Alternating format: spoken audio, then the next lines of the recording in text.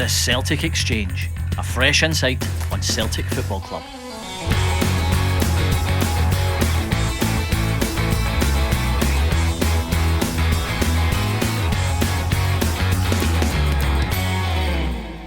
Hi folks, Tino here at the Celtic Exchange and welcome to Celtic Relived.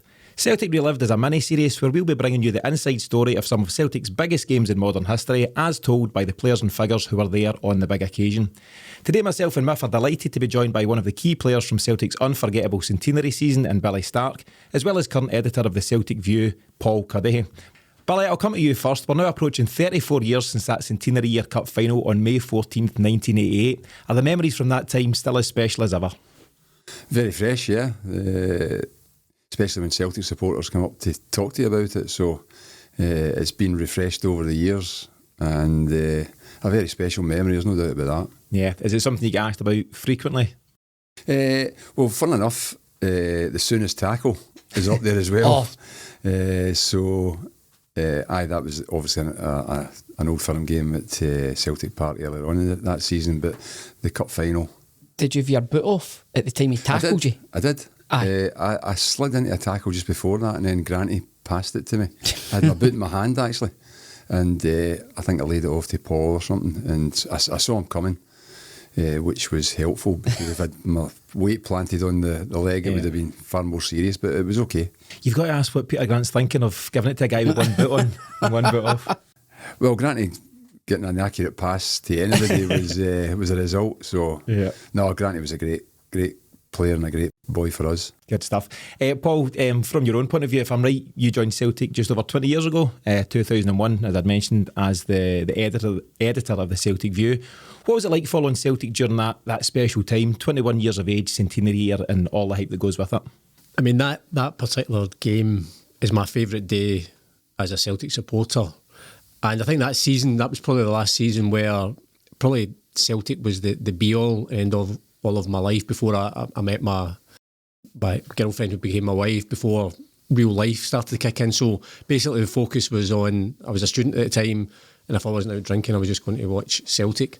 That was my happiest day. The angriest I've ever been at a Celtic game was that game against Rangers at that moment with that tackle, because no matter how many times you see it back, he saw you without the boot on and he was coming to get you. I was standing in the jungle that day and you could see it. It was almost like in slow motion, and it was the most angriest I've ever been, and so it was a thoroughly deserved red card. Yeah, 34 years ago I thought you'd have calmed down, but you seem just as irate now as ever. I was fine until you mentioned it.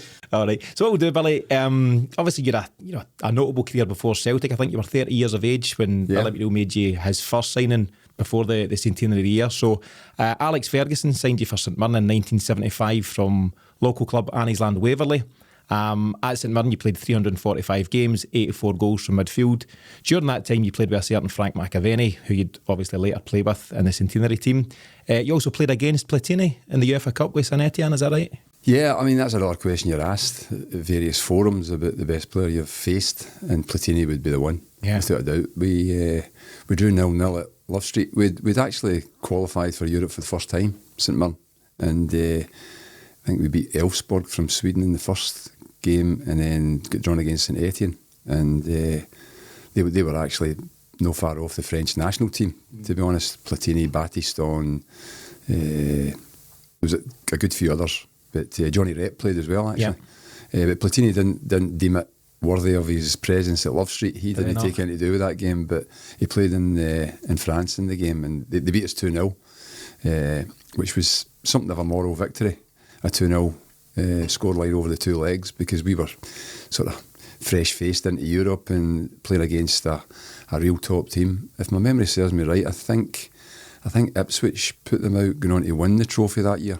But it was about semi-finals or something. Yeah. But top team, and Platini was a real master craftsman. Yeah, and would that have been an important experience as a young guy? So at that time, just making your way in the game, coming up against some serious talent, did that stand you in good stead moving forward? It did. I mean, it may be hard to believe the way young ones are nowadays, but sort of early in my career, qualifying for Europe, I remember and holiday with my wife and trying to get the English newspaper every day to see what the draw was. So excited to see who you would get. So obviously it was Elfsborg in the first round, but it was a huge thing for us to play in European football. And at that time, I think you mentioned McAvennie there earlier, who joined us probably just after that spell, to be honest. But we had some real top players at St Mirren in that time, and we had some great games with Celtic actually, and I remember them well because we were on the wrong end of a few thumpings. But I think it was some games, one of them finished 5-2. We would go up and miss a chance because we didn't have the final bit of quality, whereas Celtic would go up and score at the other end. But that was my first encounter with Tommy Burns, was playing against him directly. Tom was left midfield, I was right midfield, and I used to work from sort of byline to byline, or penalty box to penalty box, whereas Tom knew there was a bit of leeway there. He would just sit out, the ball would break, and I would end up chasing him up, fully up the park. So that was my first memory of Tom. Yeah, and was that where it all started, the kind of maybe mutual respect on the park, and obviously the... It's an interesting one. I think that does. There's certain opponents that you do have real respect for in terms of the way they play the game, no least their ability. But that sort of competition against them was, as I say, the first sort of encounter with them. But we went on to sort of forge a good relationship further on. Yeah, I wonder if Michel Platini's sitting somewhere in a studio in France just now talking about those ding-dong battles with Billy Stark back in the day, and those fond memories. So Alex Ferguson, he must have thought you had something to offer, Billy, because he's then signed you again, this time for Aberdeen in 1983. They'd obviously just won the Cup Winners' Cup, and a seriously talented side at the time. Again, you played alongside another future teammate in Mark McGee at the club. Huge success at Aberdeen. I think if I've got my details right, 2 league titles, 2 Scottish Cups, 2 League Cups?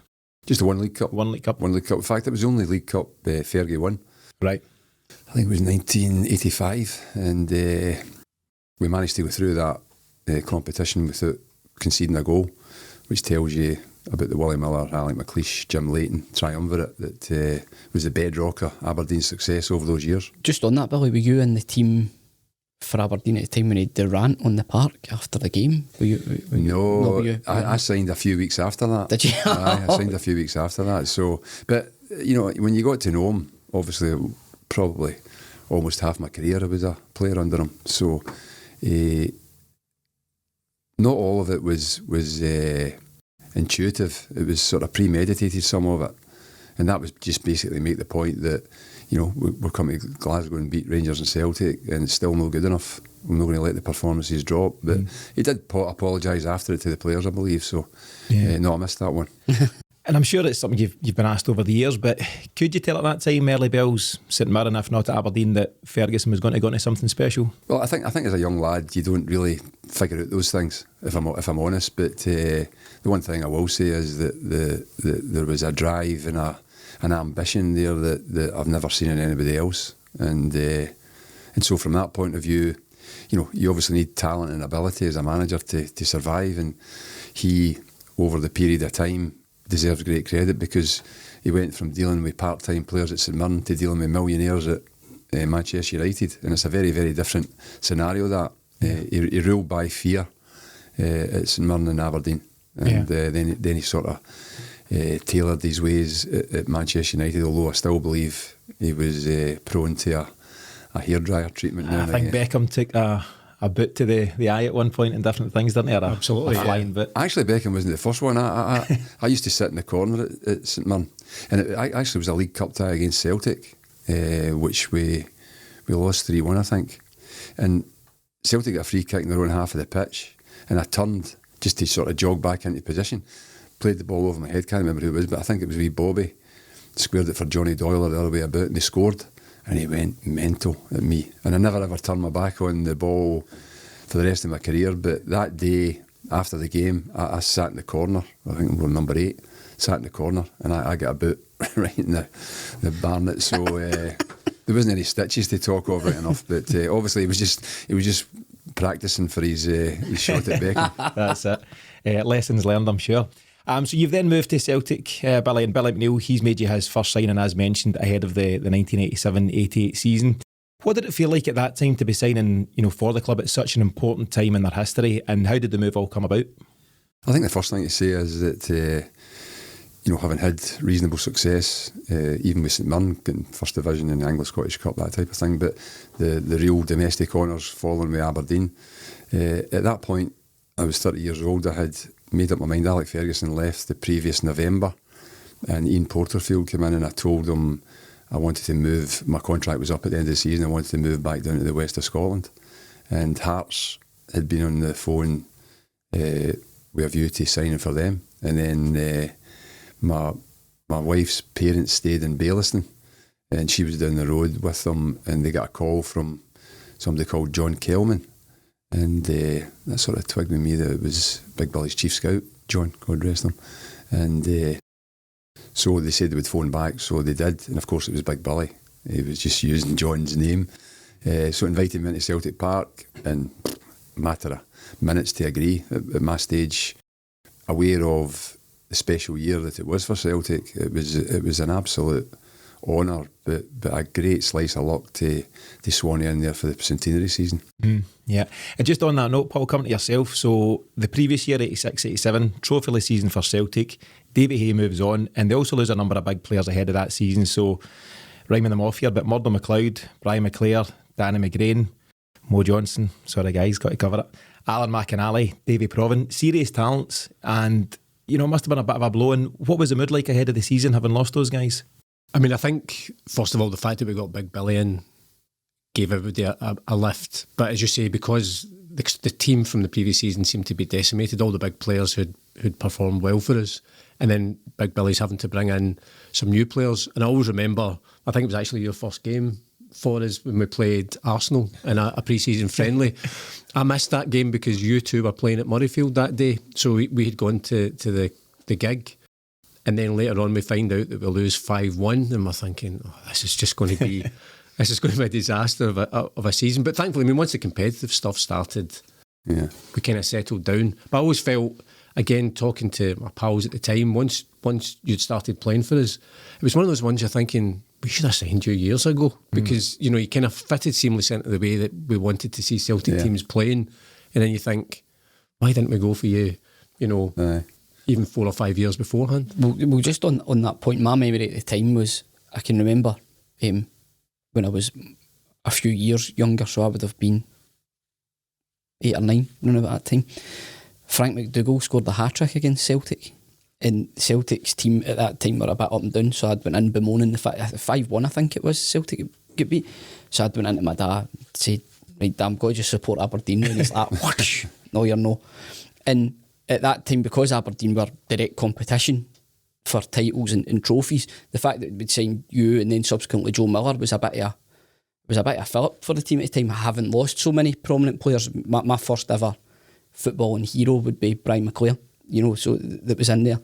So losing McClare, Murdo McLeod, who was a brilliant player for Celtic, Danny McGrain, who was the captain and the driving force, and sadly Davy Provan, because he had to retire. They were all the kind of the main men, and I can just remember it feeling at the time a wee bit hopeless, but then signing the players who we signed, that just seemed to kind of swing the momentum. Yeah, Billy, you mentioned how lucky you were to be signing at that time, centenary year, huge expectation, but with that comes a lot of pressure. Did you feel that pressure at the time? I've often thought about that. I don't think so. I mean, there's the pressure of playing for Celtic. I mean, the closest to that would be playing for Fergie at whatever club. The demands that they put on you, but obviously Celtic need to win every game. So I was well versed in that. But the pressure thing, I don't feel under particular pressure. And I think the main reason for that is Billy McNeill. And I think just what we've been talking about, the number of players that he lost, there's nobody could have turned that season into what it became other than Big Billy. His charisma, his presence, his legendary status, and his personality. He just did everything, and he kept us going. So the pressure thing, I think, was eased by the fact that very suddenly we all came together and seemed to sort of gel as a group. Just on the back of that as well, I was watching some footage on Twitter of a game between Celtic and Rangers, and McClure had scored in it, and it was for 1987. but playing for Rangers already were Chris Woods and Terry Butcher. So the backdrop to that is not only have Celtic been significantly weakened, but the money due to the ban in England has started to flood through, and Rangers have started spending as well to bring up the major talent for the first division in England at the time. Yeah, because we obviously knew you, Billy. We knew Andy Walker from what he'd done at Motherwell, but players, like, for example, Chris Morris coming in that we didn't really know, and you're kind of hoping that everything would gel, maybe not thinking it would end up as good as it did. Yeah. You've also got Mick McCarthy, who I believe had signed but he'd been injured, hadn't quite made his debut yet, £500,000 from Man City. So there was guys to come in to hopefully, come and do that job. I asked about the pressure on yourself, Billy. You can also imagine the pressure on Billy McNeill, what the club meant to him, what he'd achieved as a player and as a manager up until that point. To come back at that time, having lost so many players, what were his key strengths? Was it, I think we all know about a motivator and a man manager. Was he big on the tactical side of the game, or was it more the personality? No, I think Billy was well set in the tactical side of the game. There's no doubt about that. But in fact, the training was left to Tommy Craig pretty much. But Big Billy was always there and oversaw it and did some certain things. But the bulk of the training was done with Tommy, and I think it was a great partnership. Tommy was a real studious, quiet type, as Paul backed me up in saying, but a real football man, and he married his ideas to what Billy wanted, and it was a high pressing game. You see that nowadays, but we spent the pre-season in Sweden, I think it was, and we worked tirelessly on pressing the ball and using high energy, and I think that Rangers game at Celtic Park, actually my goal comes about from real pressure and Jimmy Nicholl, I think it was, at right back for Rangers, be Tommy or Mark, and so that game sort of was an indication of the way we were going to want to play. Obviously with the ball, it was a Celtic way, because there was so many talented players in the team, McStay, Burns, Aitken, McAvennie came later, but obviously you had the signing Andy Walker, who had a magnificent season for one so young, a real tough character. I can still remember his battles with Graham Roberts. He would just take the knock, just get up and go on with it, just give him a smile, and no sign of retaliation. So Andy had a fantastic season for that year. Yeah, and you've mentioned, so just those early stages of the season, you mentioned a pre-season tour of Scandinavia.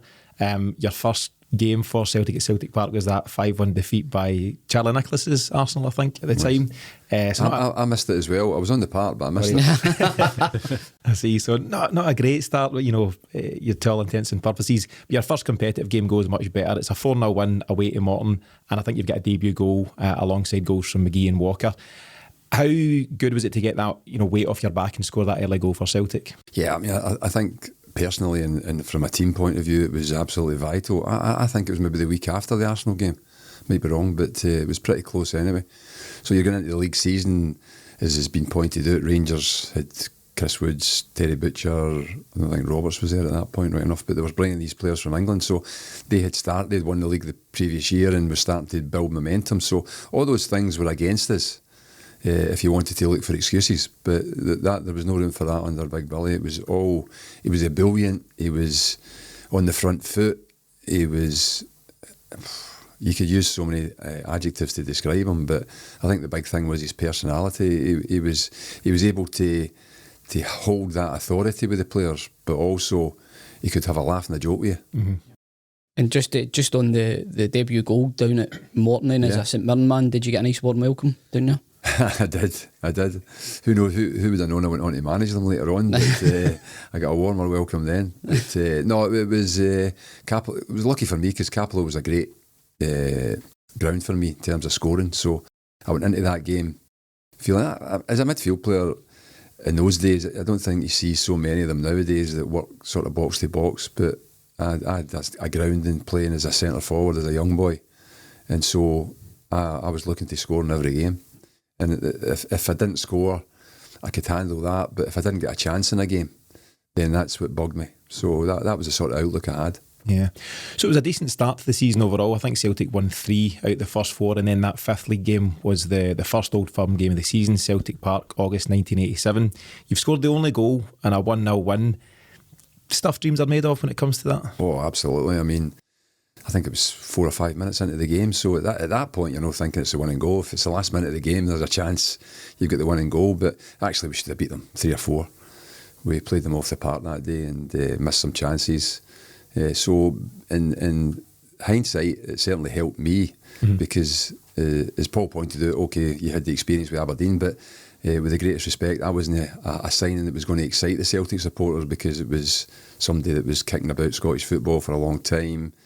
It wasn't a big fee. It wasn't anything to sort of excite anybody. So it was important for me to get a good start and sort of bed in with the Celtic support, and hopefully I did that. Yeah, and obviously at that stage, very experienced player, played in Europe, played big games, won titles, but would you have felt nerves ahead of such a game?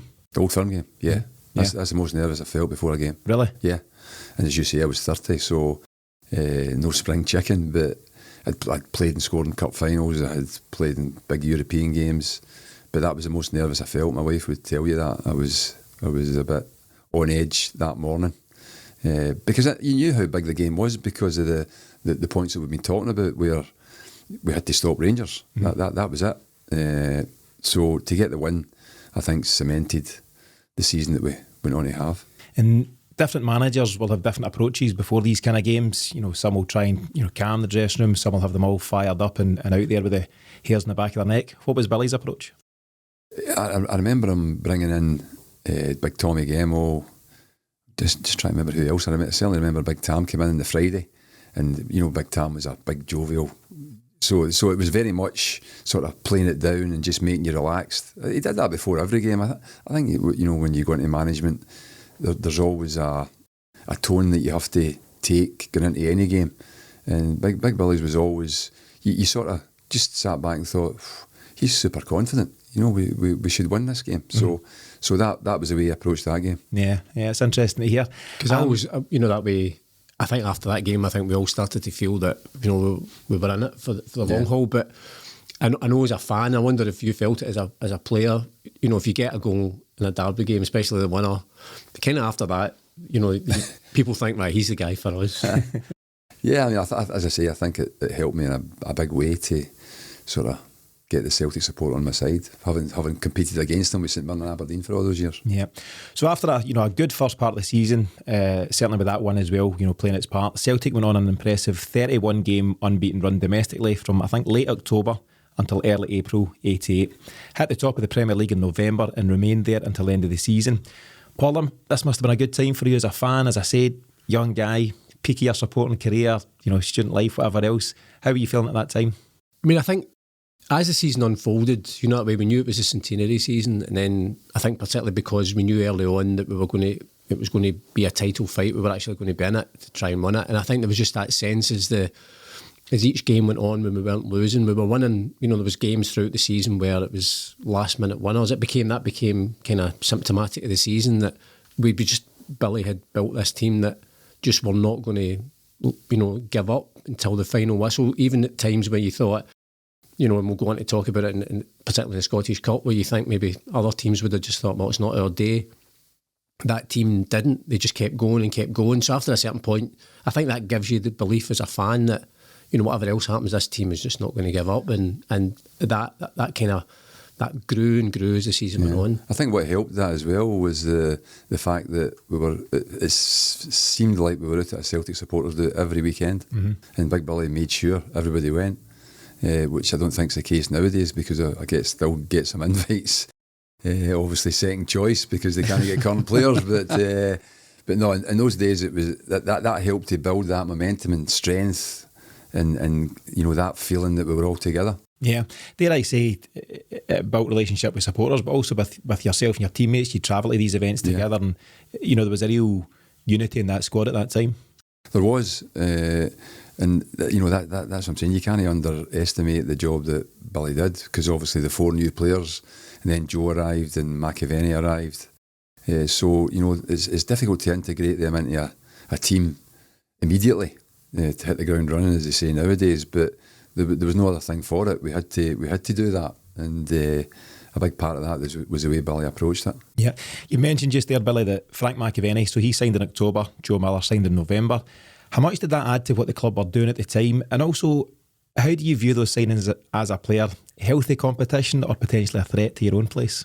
No, I think when you play at big clubs, I had it at Aberdeen, obviously, and to an extent at St Mirren, but that's what breeds successful teams. You must have competition in places. So obviously, I think, if my memory serves me right, I think the midfield at the start of the season was myself, Paul, Granty and Tam. So obviously Joe was coming as a right winger. Mm-hmm. But the demands of a long season means that you must have players that you can play. So no, I didn't look at it. I looked at it as competition, but no one to run away from. Yeah, you've got the modern situation now where you can use 5 subs. That was just unheard of back then. Was it 2 was the max you could use? So changed days. I also think that, you know, that way back then you could bring players in at different times of the season, and it almost felt like, you know, it would give the team a lift because suddenly you've got an impetus of a new player, whereas now you're stuck within those transfer windows. Yeah, I think that's what it was with Joe Miller. We signed him kind of later, was it about the mid-winter kind of November? November. We were already kind of getting up ahead of steam. We were challenging, and then to bring in a guy like Miller who was such a prominent player, I can just remember that even as a young boy, I can remember the boost it gave us at the time. Yeah, and I'm sure it, you know, boosted the players as well. Amongst that unbeaten run, you then come to the New Year's derby, 2-0 win over Rangers at Celtic Park. Frank McAvennie getting both the goals. As part of my research, this isn't something I remembered, but I believe that Chris Morris was getting married the next day or a couple of days after, and by all accounts a few guys let off steam as part of that. Was that an important part of things just in terms of bonding as a team at that time? Yeah, I can remember it well. We obviously had won the Old Firm game, which is a big thing obviously, but Chris's marriage was at the McDonald Hotel, the old McDonald Hotel at Giffnock Toll. Yeah, I remember that. Yeah, and a good night was had by all. It was, bonding's a modern word, I think. So this is a family show, Billy. So. Absolutely. There was probably some things went on with the likes of Rogan and McAvennie and Chris Morris and Whitey that they were the sort of mad squad. Yeah. Why do you think that group of players did bond so well? You know, there's obviously a strong mix of characters there. Some real Celtic guys, you know, Paul McStay, Tommy Burns, etc. But why do you think the group bonded so well, and who were the big characters in the dressing room?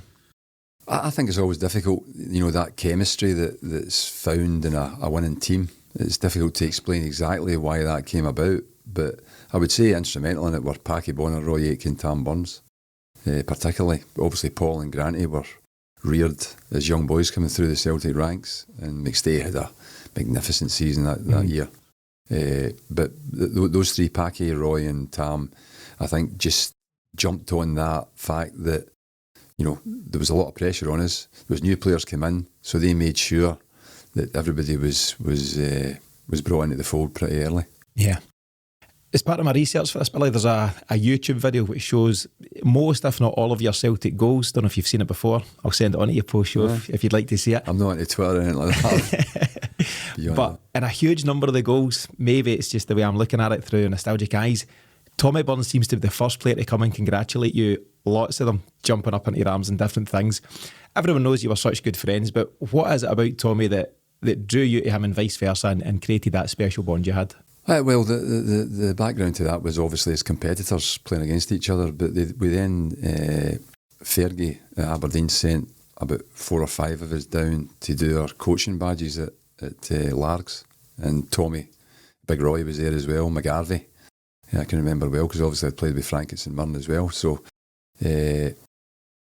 Tommy was in my group, and as in his usual disorganised self, I'd brought a wee bag with my boots and whatever. Tam just came down with his boots on and all the rest of it. So he didn't have anywhere to put his bins, as he called them, his glasses. So I kept them in my bag every day when we worked on the pitch. So that sort of started it, and obviously it went from there. But I think what you know, I think one of my traits is being a good judge of character, and I saw right away that Tommy was a good man.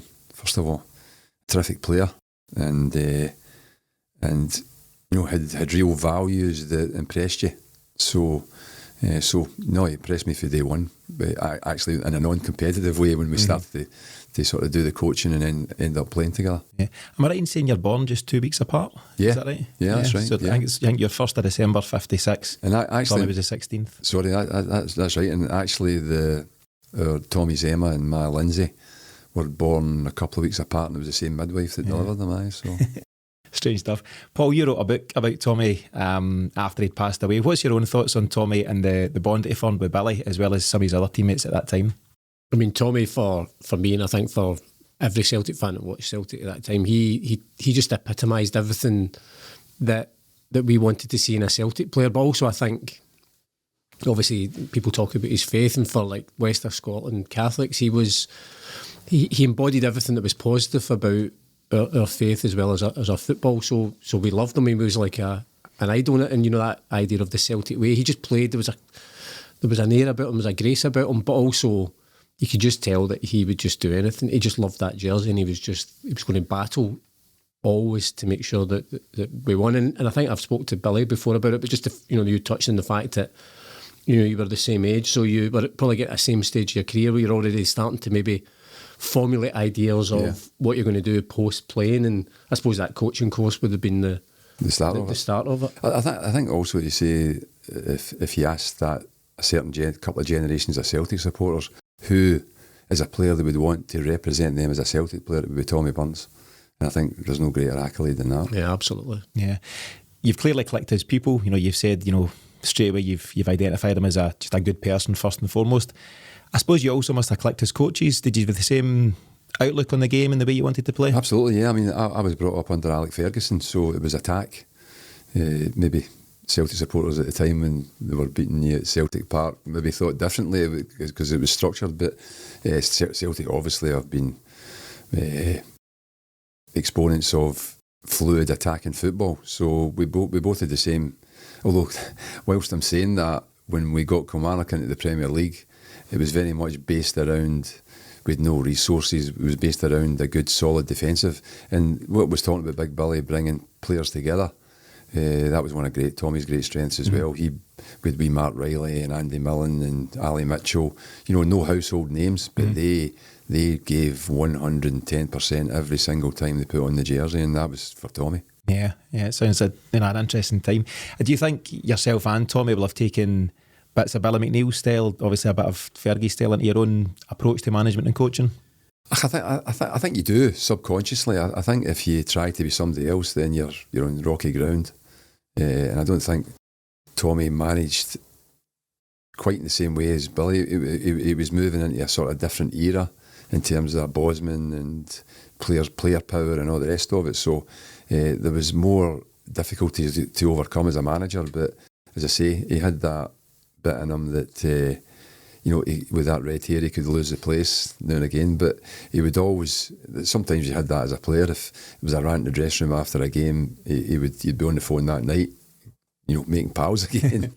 So obviously it didn't sit well with him. But he had that sort of red-haired temper. Do you think as well that obviously when you guys were in charge at Celtic, the Celtic fans within the squad would have known Tommy, but I always think it's the way that the guys who came to the club talked about him and continued to talk about him tells you what he meant to them and what he did in terms of coaching them, but also as you mentioned before, just as a person and how he helped them settle in. That tells you everything about it. Player wise and coach wise, Gordon Strachan speaks so well about Tommy Burns in terms of how he impacted him as a guy. Obviously they never played together, but just the impression he left on him in years to come, and I think he was just that special kind of guy, and you guys are so fortunate to have had that first hand relationship with him and experienced that for yourself. He was mischievous as well, so that was a great personality trait that he had. Never taking it too far, but he would always be at the wind up, and so always there was laughs always around about Tommy. Yeah, no doubt. Good chanter as well. Great chanter. Good chanter. Singer. McAvennie falling. That's one of us. So Celtic finally secured the league title 23rd of April, 3-0 win over Dundee at Celtic Park. Goals coming from Chris Morris, unusually, and Andy Walker. The official attendance is 60,000, but it's later revealed that there was something in the region of 72,000 there on the day, and I'm sure anyone in attendance will likely confirm that. What was that experience like, Billy, winning the league in that centenary year? It was unbelievable, obviously, but it was a wee bit of a mixture because we had the chance to win the title at Tynecastle the week before. And I played in that game and didn't play too well, so I don't think Joe played in that game, so he brought Joe in for me, so I didn't start the game in the Dundee clincher. But the crowd in the Celtic Park that day, I mean, whatever sort of figure you want to put on it, you can add another few thousand for sure. They were actually, because if you remember it, I think it was me and Mark McGee was subs again, and we were warming up behind the goal. They were right up in the grass. They were sitting on the grass. Unbelievable, the health and safety nowadays. You wouldn't get away with that. Yeah. And any particular message from Billy McNeill before such a game? Was it just, go and keep doing what you're doing, or anything different? No. I think when you get to a stage like that, there's been a long season, and you're on the cusp of winning it. Everybody's got an edge, and Billy was no different there. Everybody had tossed himself up, done their hair and shaved, and get ready for the big occasion as they hoped it would be. So, but Billy was part of that as well. But no any different in terms of the message he tried to put across to us. Yeah, no surprise to see Andy Walker get a couple of goals, but Chris Morris. I know.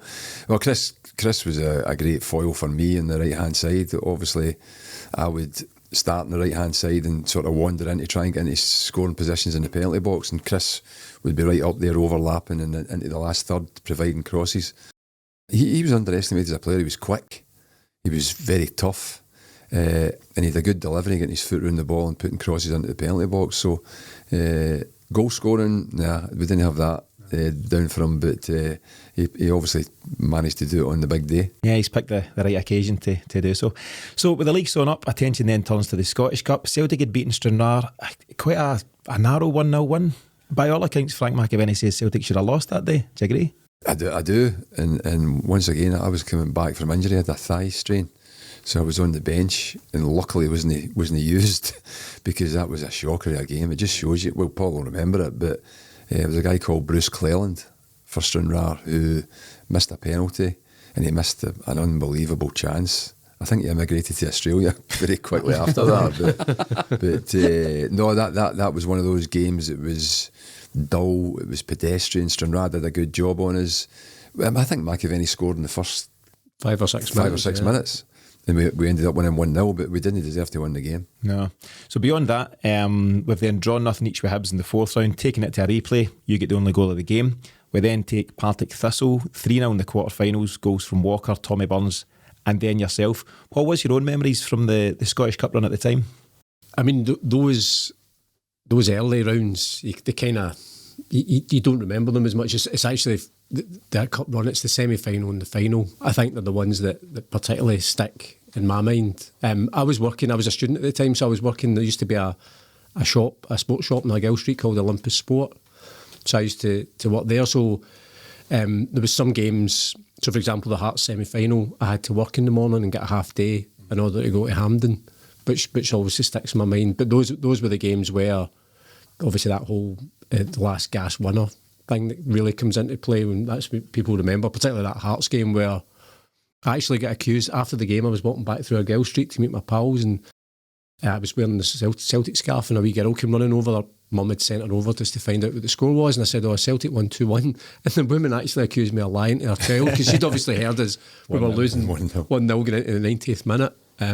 But that was, I mean, at that point I kind of felt it was written in the stars for us. Yeah, I mean, so that game that you mentioned, Paul, semi-final v Hearts, very dramatic, very tight affair. Hearts leading 1-0 for the most part. A foul on Pat Warner for their goal. Yeah, I think it was big David McPherson. David McPherson's clattered all over him. I think it was wee Kenny Hope, the referee. He wasn't the worst, but he allowed the goal. And I think maybe that played a part in our winning goal, where I think Mark McGee jumped into him and Andy put it in. So, maybe things worked out in the end, but it was a bit fraught. And my memories of that are that you could feel it sort of slipping away, that glorious double that we eventually went on to achieve. But there was certainly feelings of that, and that's where the Celtic support comes into being. They drove us on, and we sort of parked in Hearts half of the pitch and managed to get the breakthrough. I think Mark McGee's record against Hearts, goal scoring record against Hearts, was phenomenal. You always felt he would score, and I think the equalising goal, how he managed to, he got it through about 4 or 5 bodies. I don't know how he managed it, but he was that type of player, Mark. But his goal scoring record against Hearts was great. Yeah, so Mark McGee's got the equaliser, and then Andy Walker with the late winner. He's crashed it high into the net. I think McGee put pressure on the goalie. McGee's away celebrating. He's trying to claim that. Trying to claim it. Do you know the other thing about that? I can remember still McAvennie was distraught in the bath after the game because he missed a few chances that day. He didn't play well, and it just shows you how it turns.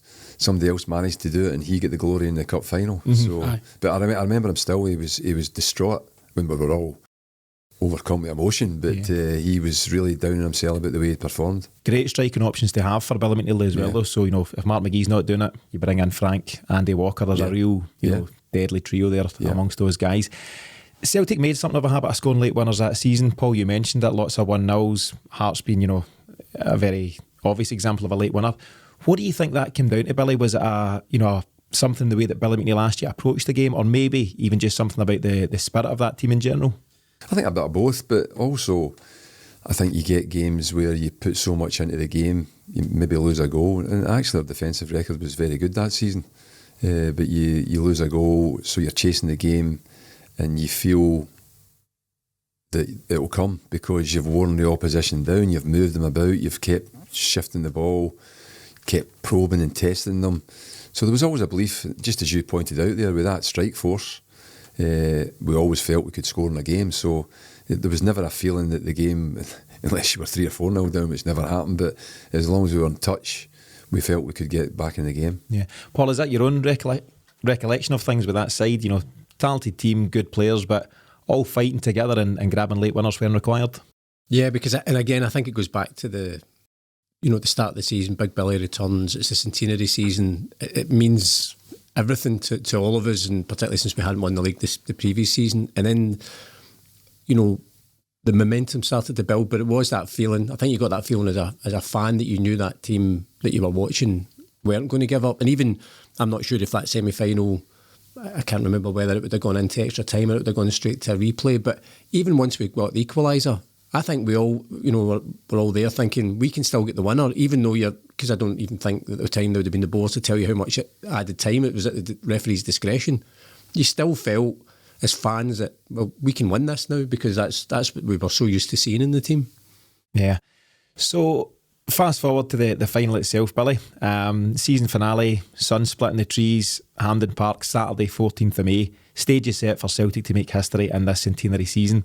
Cup final will obviously generally be something to look forward to, given the mood in the camp and the year that it was. But were you as a team very confident at that stage, or was it a bit of anxiety again, given the pressures of what you were looking to achieve? No, I think you have to remember at that time there was some, although Rangers and Celtic vied for the league title every year, there was some other teams that were decent, Dundee United being one of them. David Neary, Paul Hegarty, Kevin Gallagher that scored the goal. So, no, there was never any feeling of taking anything for granted. You knew you had to play to a certain level to win the game. But, I mean, the way it transpired in the game, I don't think you could write that. McAvennie coming up with the two late goals, and obviously Mark and myself were subs on the day. And so you have sort of mixed emotions because before the game, just had been shown throughout the season, it could have gone anyway. We played 3 at the back that day, if I remember, I think to counter Gallagher's pace. And ironically, Roy, who's one of the quickest, Gallagher ran away. But I think what happened with Roy there was he'd been sent off against Aberdeen for bringing down Mark McGee. So he thought, I can't touch him here. But so Gallagher scored, and then Big Billy brought myself and Mark on at the same time, which I think gave us a wee bit of momentum. Only from the fact it's fresh legs, it's experienced players that's been there before, and as I say, McAvennie came up with the goods. Yeah, we'll get into some of the detail of that in just a minute, Billy. But what was the approach in Cup final week? Is it down to Seymour Hydro? Is that still the approach at the time? And at that stage, is it a case of Billy trying to keep the players calm, keep them relaxed, focused, that kind of thing? Absolutely. I mean, Seymour Hydro was fantastic. Obviously, historically, Celtic, Big Jock used it regularly, and Billy kept that going. We loved going to Seymour. It was sort of a home from home, if you like, and we had the wee lawn just outside the front windows looking onto the beach. and we would play unbelievably, because you would never do it nowadays in terms of build up to a big game or a cup final or whatever. Was we had a wee sort of 8-a-side or whatever it was on the lawn, just basically with jerseys for goalposts, not quite jerseys, but a couple of markers for goalposts, and that was all. We did some sprints with Scotty, good warm up, sprints with Scotty, a wee game, just to get a touch of the ball and all the rest of it, and then the losing team would have to go into the sea as a punishment. So all these things sort of helped you to bond that spirit. Yeah. What were your own approach, Paul? Cup final day. So, what kind of build up would that have been for you? Were you there with friends, family? Nerves again for such a big game? No, I don't remember being nervous at all. I think, given the way the season had gone, the semi-final, we'd won the league, and I think even for some of us, just remembering the last time we played Dundee United in '85, and the same thing, we won. I think we were confident. I remember going with a couple of pals, and we were standing at High Street, just at the station, just waiting for a bus. And this car stopped, and it was two Dundee United fans, and they didn't know the way to Hampden.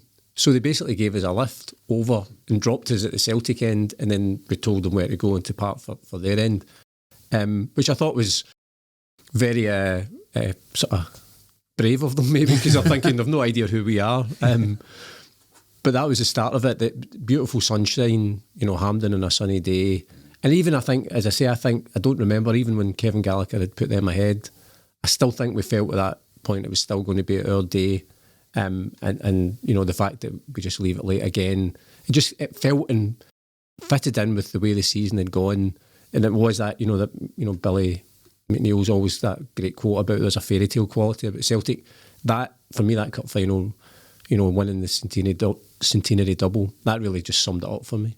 No covers at Hampden either at that point as well. I think there was record cases of sunstroke that day, because it was a lot of people say it's the warmest they've ever been at a game, and that the sun was just beating right down directly on them, added to the cans of Tennent's that would have been getting consumed before the game as well. I think it was quite a heady mix. The other factor there was it was so bright because of the Celtic support, all wearing the jerseys and the scarves, the green and white. It was so bright as well. But I think that game, for me, sometimes you talk about the qualities of home support and what they can do for you. That day, I can still remember it vividly. We were pushing and pushing and pushing. We got a corner, and the surge of noise from the Celtic end of Hampden was just incredible. You actually felt a tingle going up your spine. So, who knows if that plays a part in terms of finding that wee bit extra, but I well remember that moment. Yeah, I mean the records show I think something like 72,000 in attendance, and I was there as a very wee guy, 7 years of age. Don't really remember anything at all about the game, but any footage I've seen, it just seems like a wash of green and white.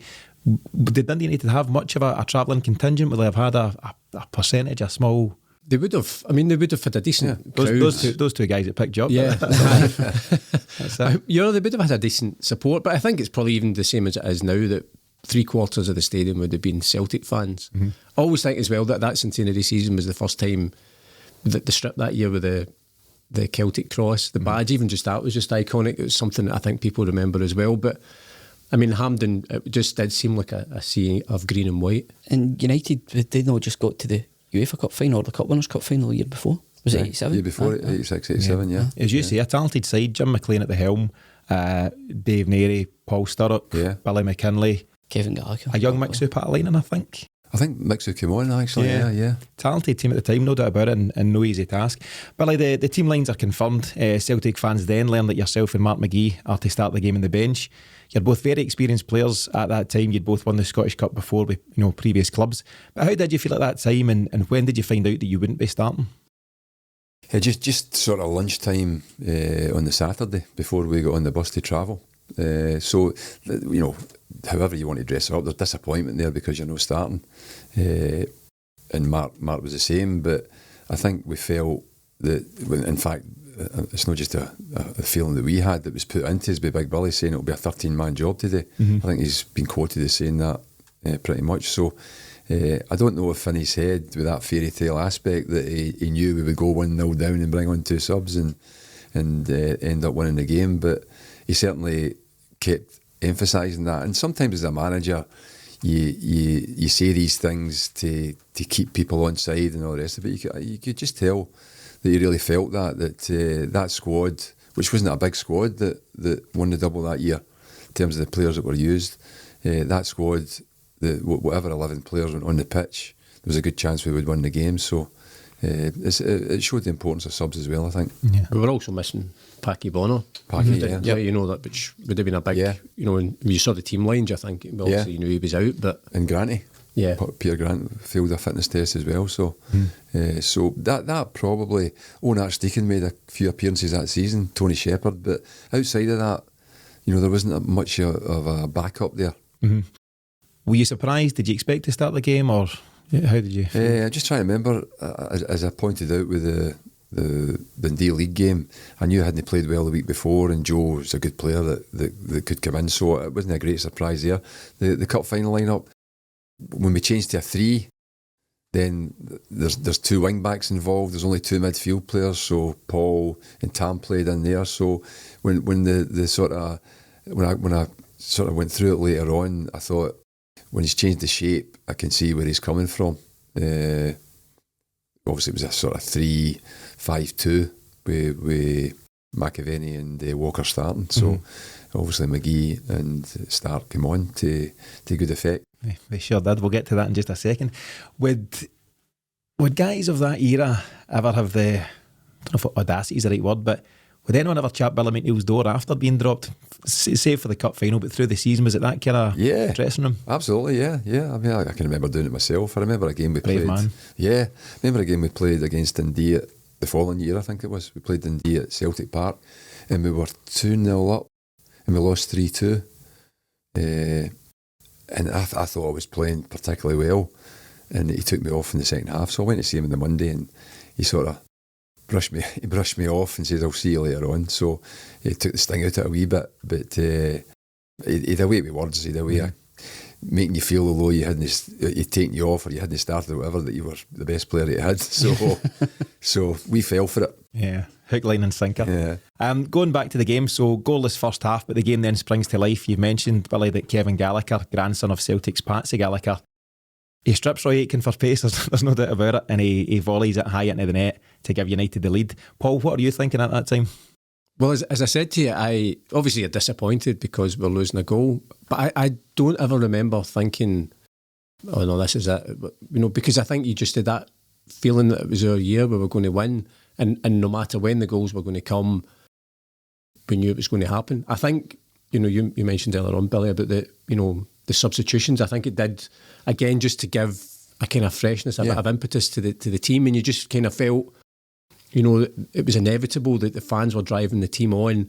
I think Dundee United did that. They'd never won the Scottish Cup before, so I think there was maybe that psychology there, certainly from Jim McLean. It took him a while before he actually, you know, he was to win the Scottish Cup. So I just felt it was going to be our day, and then obviously once Frank McAvennie gets the equaliser, you just know that we're going to get the winner. Yeah. And the interesting thing is, when we get the equaliser, there's lots of different personalities in the team, obviously, but we're all as one in terms of our outlook to winning games. But you can imagine there has to be a sense of relief there.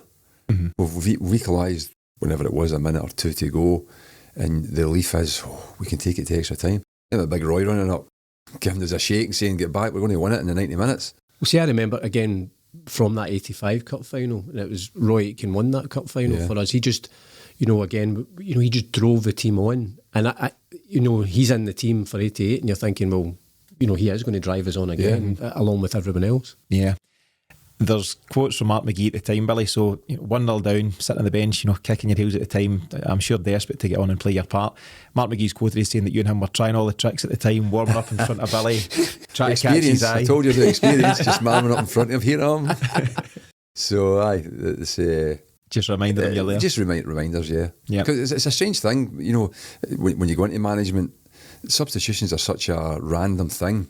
You know, you make a substitution, you get pilloried for it. You make it and he scores a goal or whatever, and you're a genius. Mm-hmm. So there's a randomness about it. So, you know, it's not as if you couldn't influence the manager, I don't think. So I think I remember Mark saying that. Yeah. There's an interesting quote from Alex Cameron from the Daily Record at the time. The real masterstrokes were McNeill's substitutions in the 69th minute. Billy Stark and Mark McGee for Andy Walker and Derek White were as effective as sticks of dynamite. Celtic exploded into action and 6 minutes later were level at 1 each. Have you ever been described as a stick of dynamite before? No, I'll put that down to tabloid journalism, but that's an interesting quote, and it's obviously a bit outrageous, but you know what he was meaning. I think the momentum started to build then because you brought in, and I think if I remember, I think Alex Ferguson may have been doing the co-commentary with Joe Brown, and he made the point about the experience coming onto the pitch and how that would help Celtic to get back on the front foot, and so it proved. Exactly. So 6 minutes later, McAvennie gets the equaliser. He hadn't scored since the 2nd of March, which I was surprised by. So he's gone a couple of months without a goal at that time. And you've played your part in the build-up. Talk us through that one.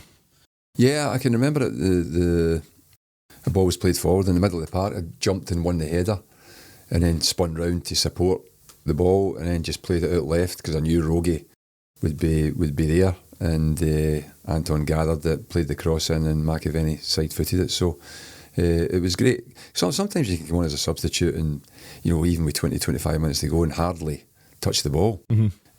So no, it was a great feeling, obviously, to be involved in it, but the important thing was we got the goal. Yeah. And at that stage, we've talked about the momentum, the belief that, Paul and the various Celtic fans there had in the team. Did you think at that point there was any suggestion that Celtic wouldn't then go on and win it? No, but I thought it might go into extra time until Big Roy sort of pushed us on. And I think maybe his experience from the 85 Cup final was he could see Dundee United wilting and the psychological effect that goal had on them. So, I think that played a part in being able to get the winning goal. Yeah. So the winner does finally come. It's from the right boot of Frank McAvennie in the 89th minute. You've also played a big part in that one. So can you describe that goal from your point of view and then what the emotions are like once that goes in? Yeah, because it's a source of... anger's too strong a word, but some people have said to me that you sort of sclaffed it. But Joe, I think Joe was absolutely knackered. So there's no way he was picking me out. It was just the position I was in for the corner kick, and he sort of played it towards the penalty spot on the edge of the 18-yard box, and it was slightly behind me, so I knew I couldn't score. The main thing was not to blast it high, just to keep it in play, and maybe something could happen, and that's what happened. So I think that sort of goal-scoring instinct, whilst I knew I couldn't score, I knew the most important thing was to get it into the sea of bodies and no put it, balloon it over the bar. And so that's what my thinking was when the ball arrived at my feet. And yeah, I would probably have preferred it to go right into the top corner myself, but there wasn't many of them in my career. Yeah. What was the feeling like when it hits the back of the net? Unbelievable. I mean, the footage I can vividly remember. Everybody running about, sort of. I don't say disbelieving, because that obviously wasn't the case, but it was a case of, I think we knew we'd done it then. We knew we'd done it a whole season from August to May, and it's culminated in that moment where Dundee United don't really have time to come back. So that it was a feeling of joy, but you have to then be professional and make sure you see out the last couple of minutes. Because I remember Dundee United a corner, and there was a wee sort of... I've watched the footage. It's really, really interesting. So Celtic score the goal, everyone gets back up, Dundee United takes centre. They give possession straight away. I think it's maybe Joe Miller nicks it, and Celtic actually have got a 2-on-1 situation, and I think it's Joe Miller, forgive me if I'm wrong, overplays it. Billy Thompson collects it and just launches it. It breaks into Kevin Gallagher's path, not too dissimilar from his goal, and I think Alan McKnight wipes him out. I think VAR nowadays maybe gives it. Right? It's really interesting. I linked to the YouTube footage after the show here, and I think it's very neat. Could have been a penalty kick. It ends up going to a corner, and as you say, Billy, the team then see it out. Paul, from your point of view, you're a 21-year-old man amongst a sea of Celtic fans, 70-odd thousand at Hampden. Your team are just about to claim a League and Cup double in the centenary year. How do you feel in that moment? Well, I mean, obviously at the time, Hampden was just the terraces, so especially when you score a last-minute one on the Scottish Cup final, where you're standing just before, when you take the shot, Billy, is not where you end up when it hits the back of the net. So, I mean, it is literally a sea of bodies, and it's just, you're hugging friends, strangers. Well, there's no strangers really, because it's just all Celtic fans. And it just felt like well, we knew this was going to happen, and it's happened because this was what we've seen from this team. So it was, we knew we were going to win the double, and it was just those last few minutes of, I suppose there is a slight nervousness because you just want to hear the final whistle, and then it was just sheer ecstasy. Just on the point of what you mentioned there about the professionalism, one of the, for watching the game, and I still remember even when I was a wee boy, and it's also repeated in the centenary year video that subsequently got made, is Billy McNeill shouting for the players to get back, like he's out absolutely on the track, get the blazer on, remonstrating it out now, and he does it about 4 or 5 times, telling everybody to get back. And I just think that's dead interesting, is that he was obviously in that mindset as well. The whole place is absolute bedlam, losing their minds, players losing their minds as well, everybody's off the bench, and he's just trying to get the players back for the kick-off. Yeah, it just shows the experience and professionalism. You're at your peak. The season has, the crescendo is hit at that very moment. But Billy McNeill has the savvy to, I don't know where you were, Billy, if you were focused at the time or if you were. Can't remember. But I remember Tommy's interview after it, and I think that probably sums up how we were feeling. I think on that note, so there's a number of interviews carried out in the pitch. I think Jim White's out there doing it for STV. The famous one is where he asked Tommy, what is so special about the Celtic support and what do they mean to him? Tommy points up to the fans and replies with the now immortal lines of, that's what's so special about them right there, Jim. They're there, they're always there, and God bless every one of them. Billy, from your point of view, what does it mean to you to have been part of that special day and part of that special team? Well, I think I know the history of Celtic, and you then put it in perspective in terms of any sort of role that you played there, short as it was. There's players that played for a long, long time. Some, Murdo McLeod obviously had great success during that period, but weren't able to experience that double-winning year in the centenary year.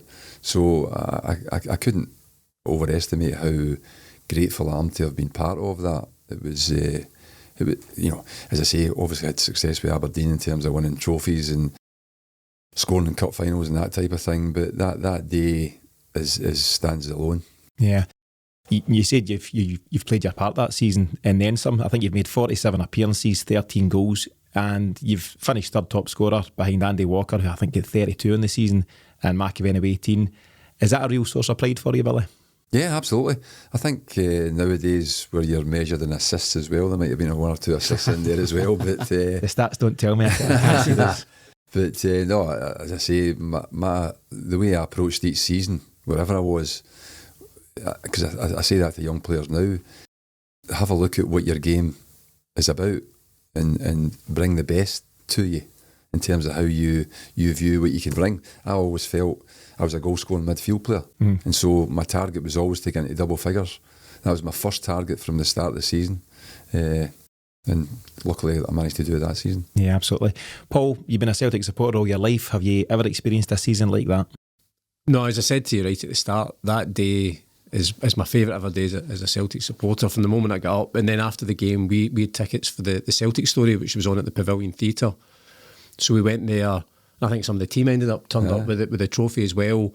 And then we were having a party at my pal's parents' house later on. So we eventually get back about midnight. And honestly, we were greeted as if we had won the cup. we walked Played in. your part, yeah. It was incredible. So it was a perfect day. I mean, you'd mentioned that Tommy Bond's quote, because to me that sums him up. You know, obviously Billy talking about him earlier on as a great man, because he also goes on to mention that, I can't remember the wee boy's name, but he said he was going to go up and see him. John Paul, yeah. Again, that summed him up. Even in the moment of great professional triumph, it's actually it's more than that as well. And then obviously, Billy being here, joins at the start of the season. We'll forget about that Arsenal game, but goes on to, as you mentioned, the stats, was such a key figure and this brilliant season that we're still talking about so fondly all these years later. Mm-hmm. That was another thing, the Celtic Story running at the Pavilion, because we all had to take our turn about coming out the cake. If you remember. So, a bit embarrassing that bit. Yeah. Anyway, had to be done. I just remember at a certain point, because obviously the whole place was absolutely jumping because we'd won the cup. And I'm not sure if we knew, or there was just like a rumour came round, and then suddenly at a certain point the team just suddenly appear on stage with the cup, and there's just it was bedlam. Yeah. What was the post-match, Billy? Was there anything organised for the players? Was there anything that you remember? Just trying to remember. We had a couple of cup finals. I think that one we went back to Mark McGee's house in the south side in Newton Mearns, and had a right good party. Yeah. Well, we went back to Celtic Park first, obviously. Had a bite to eat, a few drinks, and then off to Mark's house, and the party went long at night. Tam obviously gave a rendition of Mac the Knife. No doubt. Billy, you've had a lifetime in football. You're still heavily involved. You're involved with coaching under-19s for the national team. Do these memories just, what make it all worthwhile? You've obviously, spent probably more years coaching now than playing, but are these just, the fondest of memories for you when you think of your career as a whole? Yeah, I mean, there's no better feeling than playing. There's absolutely no doubt about that. And when you're able to play for some big clubs, and particularly Celtic, then it's one you can look back on with real fondness. And I was just thinking that when you were saying that. I mean, Celtic won the quadruple, and still the centenary, we won the double. Mm-hmm. Still talked about to this day. Yeah. So that puts it in perspective. There's players that have achieved more in terms of actual trophies in a season, and fair play to them, but we managed to do it in a special year. Yeah, and as Paul quoted, Billy McNeill says there was just something, fairy tale about that whole team and that whole season. Paul, any kind of final thoughts on this one yourself as we start to wrap up? Do you ever know what happened to those two Dundee United lads in the end up? Well, I'm not sure if they stayed to the end of the game. Well, they would have since we scored in the last minute. But I've been lucky enough to work for the Celtic View for about 20 years now, and we've seen lots of great triumphs and great successes. And been able to interview a lot of great players. But for me, part of the privilege has been over the years, getting to interview and speak to Tommy, getting to interview and speak to Billy and all the other guys who were my heroes at that time and gave me and everybody else that was watching Celtic those great memories of that centenary season. And that, I always think, never ever forget how privileged I am that you get to sitting here with Billy starting, thinking, I remember that moment he scored against Rangers. I remember that moment I was so angry when he was tackled. Yeah. And then obviously remembering that Centenary Cup final, which was just perfect. Yeah, absolutely. Billy, do you have any final thoughts yourself? And are you still in touch with some of the guys from that special team? Yeah, actually, that was one of the stories I was remembering there when you were talking about were we nervous before the cup final. I remember Anton Rogan was doing his suit and his shirt and tie around about 9 o'clock in the morning. He was ready to go. So he was an excitable type. Rogie, a great guy. But no, I think to sum up the centenary year is very, very difficult. I think I've sort of pointed out how lucky I feel to have been part of that when Celtic have gone into greater glories. But being part of that centenary season, I think Tommy said it as well. Having been part of League winning, Scottish Cup winning Celtic sides before that, he says because the centenary will always be remembered. So yeah, really grateful for that. I think Tommy says in 100 years from now we'll still be remembered as the guys that done the double and the centenary. But any final thoughts yourself? No, really, just that it's been an absolute privilege to sit here and listen to that. Billy and Paul, it's been amazing. I mean, I was very young at the time, but one of those days that stands out, it's been an absolutely beautiful day. Been in the house, my dad and my brother's been there, and just the absolute bedlam that ensued. I think we ended up out in the street, just for the process of celebrating the goal. We were running about that much, and that was quite a feat because we lived in a side door upper. So quite how that happened, I don't know. Yeah. Just to echo my thoughts, guys, it's been a real privilege and pleasure to speak to you both today, and all that's left now is for us to thank you sincerely for a really enjoyable afternoon in your company. It's a special thing to be able to relive these incredible Celtic memories, and our thanks go to you both for being with us today on Celtic Relived. Pleasure.